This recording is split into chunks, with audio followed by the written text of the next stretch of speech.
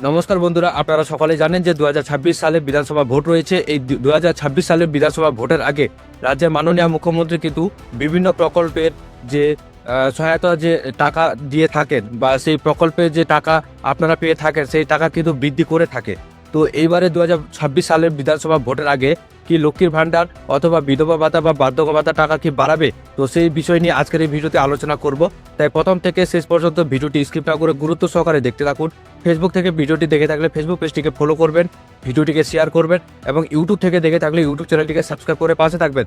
তো বন্ধুরা, আপনারা কিন্তু অন স্ক্রিনে এই মুহূর্তে দেখতে পাচ্ছেন যে 2021 সালে কোভিড মহামারীর আবহে বিধানসভা ভোট হয়েছিল রাজ্যে, এবং সেই নির্বাচনে তৃণমূল কংগ্রেসের প্রতিশ্রুতি ছিল ক্ষমতায় এলে লক্ষ্মীর ভাণ্ডার শুরু করা হবে এবং লক্ষ্য পশ্চিমবঙ্গের মহিলাদের হাতে নগদের যোগান নিশ্চিত করা। ক্ষমতায় এসে সেই বছরের সেপ্টেম্বর মাস থেকে রাজ্যে 1,49,00,000 মহিলার ব্যাংক অ্যাকাউন্টে টাকা পাঠাতে শুরু করে লক্ষ্মী ভাণ্ডার প্রকল্পের আওতায় এই মুখ্যমন্ত্রী মমতা বন্দ্যোপাধ্যায় সরকার। তো দেখতে দেখতে আরও একটি বিধানসভা নির্বাচনের একদম দামামা বেজে গিয়েছে। তো এই সময়কালে দেখা যাচ্ছে যে লক্ষ্মী ভাণ্ডার প্রকল্পের সুবিধা পেয়েছে 2,20,25,342 জন মহিলা।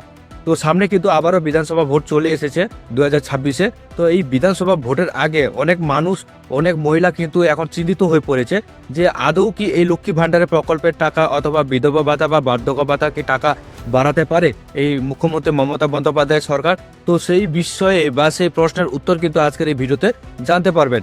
তো এই বিপুল সংখ্যক যে উপভোক্তার হাতে গত 50 মাসে 72,169 কোটি টাকার নগদ যোগান নিশ্চিত করেছে নবান্ন।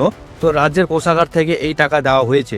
তো বিশেষজ্ঞ মহলের মতে যে সামাজিক সুরক্ষা সুনিশ্চিত করার ক্ষেত্রে পশ্চিমবঙ্গ যে অন্যত্র যে কোনো রাজ্যের সরকারকে পিছনে ফেলতে পারে তা এই পরিসংখ্যান থেকে কিন্তু স্পষ্ট। রাজ্যের নারী ও শিশু ও সমাজ কল্যাণ মন্ত্রী শশী পাজা জানিয়েছেন যে বিহারের নির্বাচন আসতেই এককালীন 10,000 টাকা করে দেওয়া হয়েছে মহিলাদের, কিন্তু এই প্রকল্পের ভবিষ্যৎ নিয়ে যথেষ্ট সংশয় রয়েছে। তো একাধিক রাজ্যে পশ্চিমবঙ্গের ডাকা দেখে মহিলাদের ভাতা দেওয়া প্রকল্প চালু করেছে, কিন্তু একাধিক শর্ত থাকায় অনেকে তার সুবিধা পান না। অনেক ক্ষেত্রে আবার ভোট মিটতেই প্রকল্প মুখ থুবড়ে পড়েছে, কিন্তু পশ্চিমবঙ্গের দল মতো নির্বিশেষে কোনো শর্ত ছাড়াই প্রকল্পের সুবিধা প্রদান করা হয়। সেই সঙ্গে কিন্তু মুখ্যমন্ত্রী যে মস্তিষ্ক প্রসূত এই প্রকল্প ইউনিভার্সাল বেসিক ইনকাম কেউ সুনিশ্চিত করেছে। তো রাজ্যের সম্প্রতি রিপোর্ট অনুযায়ী কিন্তু উপভোক্তাদের মধ্যে 29,45,972 জন তপশিলি সম্প্রদায়ের, 4,78,427 জন তপশিলি উপজাতির সমাজের সমস্ত স্তরে মহিলাদের হাতে নগদের যোগান নিশ্চিত করার সুফল মিলেছে নানাভাবে। তো এমনকি লক্ষ্মীর ভাণ্ডার প্রকল্পের টাকা বহু মহিলা ছেলে মেয়ে পড়াশোনা খরচের জন্য করেছেন বলে উঠে এসেছে এক সমীক্ষায়। এই তথ্য সামনে রেখে রাজ্যের এক পদস্থ কর্তা জানিয়েছেন যে এর ফলে প্রায় 2,21,00,000 মহিলার স্থায়ী আয় নিশ্চিত হয়েছে। ইতিবাচক প্রভাব পড়েছে রাজ্যের অর্থনীতিতে। ডিসেম্বরে আরও কয়েক লক্ষ মহিলা নতুন করে এই প্রকল্পের আওতায় আসতে চলেছে বলে খবর।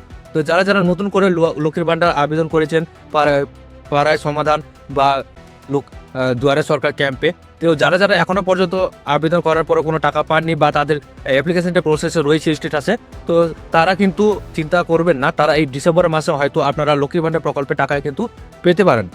শুরুতেই এই প্রকল্পে তপশিলি জাতি উপজাতি উপভোক্তাদের প্রতি মাসে 1,000 টাকা করে দেওয়া হতো, অন্যান্যরা পেতেন 500 টাকা করে। তো পরবর্তীকালে এই অঙ্ক বাড়িয়ে যথাক্রমে 1,200 টাকা এবং 1,000 টাকা করা হয়। তো এছাড়াও ছোট হলেও বা 60 বছর হয়ে গেলে স্বয়ংক্রিয় পদ্ধতিতে বার্ধক্য ভাতা শুরু করেন এই লক্ষ্মীর ভাণ্ডার প্রাপক। তো বন্ধুরা, আপনি যদি লক্ষ্মীর ভাণ্ডার পেতে তার বয়স যদি 60 বছর পেরিয়ে যায়, তাহলে কিন্তু সেটা বার্ধক্য ভাতায় কিন্তু কনভার্ট হয়ে যাবে এবং সেই ভাতাটা কিন্তু বার্ধক্য ভাতা হিসেবে কিন্তু সেই টাকাটি পাবে। ইতিমধ্যে 7,85,683 জন কিন্তু লক্ষ্মীর ভাণ্ডার প্রাপক স্বয়ং প্রক্রিয়ায় পদ্ধতিতে কিন্তু বার্ধক্য ভাতা পেতে শুরু করে দিয়েছেন ইতিমধ্যে।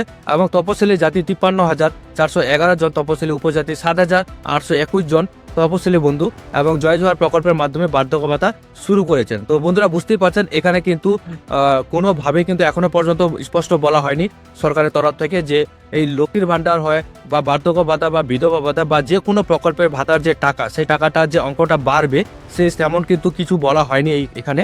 ঠিক আছে। তো 2026 সালের বিধানসভার আগে রাজ্যের মুখ্যমন্ত্রী মমতা বন্দ্যোপাধ্যায় আদৌ এই প্রকল্পের টাকাগুলি বাড়াবে কিনা সেই নিয়ে কিন্তু এখনো ধোঁয়াশায় রয়েছে। তো এই ছিল আজকের আপডেট। যদি আপডেটটি ভালো লাগে অবশ্যই লাইক করবেন, কমেন্টে আপনাদের মতামত জানাবেন। ফেসবুক থেকে ভিডিওটি দেখে থাকলে ফেসবুক পেজটিকে ফলো করবেন, ইউটিউব থেকে দেখে থাকলে ইউটিউব চ্যানেলটিকে সাবস্ক্রাইব করে পাশে থাকবেন।